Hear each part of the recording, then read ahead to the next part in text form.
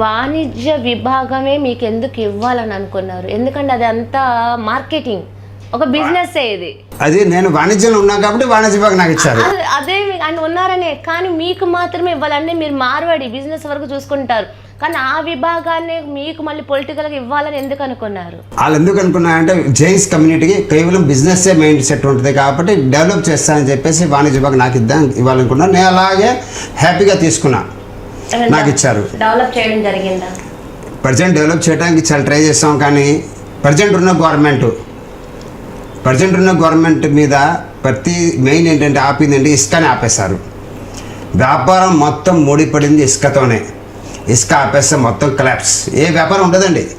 ఎందుకంటే ఇసుక, cement, కంకరు, iron ఇవన్నీ బిల్డింగ్లు కట్టిన తర్వాత ఈ వలస కూలీలు, ఈ కూలీలు, ఈ వలస మన పరంజాలు కానివ్వండి, ఐరన్ పరంజాలు కానివ్వండి, చెక్క సెంటరింగ్ కానివ్వండి, ప్రతిదీ కూడా 132 రకాల వ్యాపారాలు ఆ ఇసుక మీదతో ముడిపడి ఉందమ్మా. మీకు కావాలంటే చూసుకొని ఖాళీగా ఉన్నప్పుడు స్లోగా రాసుకోండి. ఏ వ్యాపారం కూలీలు కూడా దానిలో వస్తుందమ్మా. కూలీలు కూడా కలిపేసి ఉద్యోగస్తులు అన్నీ దానిలో వస్తాయి. ఆ సైకిల్ కానివ్వండి, పెట్రోల్ కానీ అన్నీ దానిలో వస్తాయి.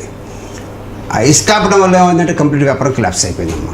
ఉంది వ్యాపారం లేక కాదు, జస్ట్ 4 years బ్యాక్కి వ్యాపారంకి ఇప్పుడు వ్యాపారంకి ఆంధ్రప్రదేశ్లో మటుకు 50% వ్యాపారం ప్రతి ఒక్కరికి పడిపోయిందని చెప్పేసి నేను గట్టిగా బల్లకొద్ది చెప్పగలుగుతాను. వ్యాపారమే లేకపోతే రూపాయి ఎక్కడ తిరిగాను ఆంధ్రప్రదేశ్లో? ఇప్పుడు 50% బిజినెస్ ఉంది, ఇంతకుముందు ఫుల్ ఫ్లెడ్జ్గా ఉంటుంది. కాబట్టి ప్రతి వ్యాపారస్తుడు ఇవాళ ఇబ్బందిగానే ఉన్నాడమ్మా. అందరూ ప్రతి వ్యాపారస్తుడు ఖచ్చితంగా మీరు కావాలంటే ఆల్రెడీ మీడియా వాళ్ళు మీరు ఎన్ని చోట్ల వెళ్తూ ఉంటారు, కనుక్కోండి మీ వ్యాపారం ఎలా ఉంది. హ్యాపీ అనేసి ఎవరంటే పర్వాలేదు బాగానే ఉంది, వ్యాపారం లేదు. ఇంతకుముందు ఒక్కడు కూడా వ్యాపారం లేదు అనేవాడు లేడు. ఇప్పుడు ఎక్కడ చూసినా వ్యాపారం లేదు. ప్రతి షాప్ కూడా మీకు ఖాళీ కనిపిస్తుంది తప్ప కిటకిటలాడ షాప్ ఒకటి లేదు. ఇంతకుముందు ఏ షాప్కి వెళ్ళినా కూడా వాళ్ళ ఓనర్తో ఇంటర్వ్యూ మాట్లాడాలన్నా కూడా అరగంట పట్టేది, అంత షాప్ ఫ్రీగా. నా షాపే చూసుకోండి, లాస్ట్ 3 years కరోనా ముందు సండే కూడా రాత్రి 10 అయ్యేది నాకు. అలాంటిది ఇవాళ ఒక 3 కస్టమర్లు, 4 కస్టమర్లు, 5 కస్టమర్లు సరిపోతుంది. కాబట్టి వెనకేసుకునేది ఏముండదు, ఖర్చు దీనికి సరిపోద్ది. అలా అయిపోయింది వ్యాపారం. సో ఈ ప్రజెంట్ గవర్నమెంట్ ఇసుక ఎందుకు ఆపేసిందో అర్థం కావట్లేదు. ఇసుక తవ్వకాల మటుకు బాగానే జరుగుతున్నాయి. అక్కడ కోరిల మటుకు విపరీతంగా లారీలు వెళ్తున్నాయి, కొన్ని టన్నులు రాళ్ళు వెళ్ళిపోతున్నాయి. ఇసుక అసలు కన్స్ట్రక్షనే లేదు కదా ఆ రాష్ట్రంలో. ఎక్కడ కూడా ఎక్కడుంది కన్స్ట్రక్షన్? చూపించండి నాకు, ఎక్కడ చూపించండి. ఇంతకుముందు అయితే అక్కడ బిల్డింగ్ మన మా షాప్లోనే 5-6 బిల్డింగ్ కనిపించింది, ఒక బిల్డింగ్ కనిపించట్లేదు.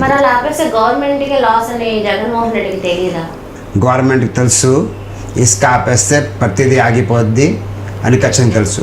ఆయన యాక్చువల్గా చాలా తప్పు చేసింది ఏంటంటే ఫస్ట్ రావటమే ప్రజాస్వామ్యాన్ని పగలగొట్టడం. మరి ఎందుకు పగలగొట్టారు? ఎంత పెద్ద నాయకులు కావండి.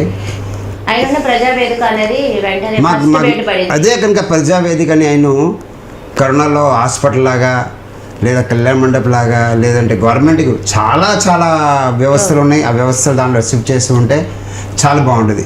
అదే చంద్రబాబు నాయుడు గారు రోజు ఇంటికి వెళ్తుంటే వాళ్ళు బయటికి ఇంటికి వెళ్ళినా ఆయనకి కనిపించాలి, ఆయన బాధపడాలి అని చెప్పేసి పగలు కొట్టినట్టుగా మాకు అర్థం అవుతుంది.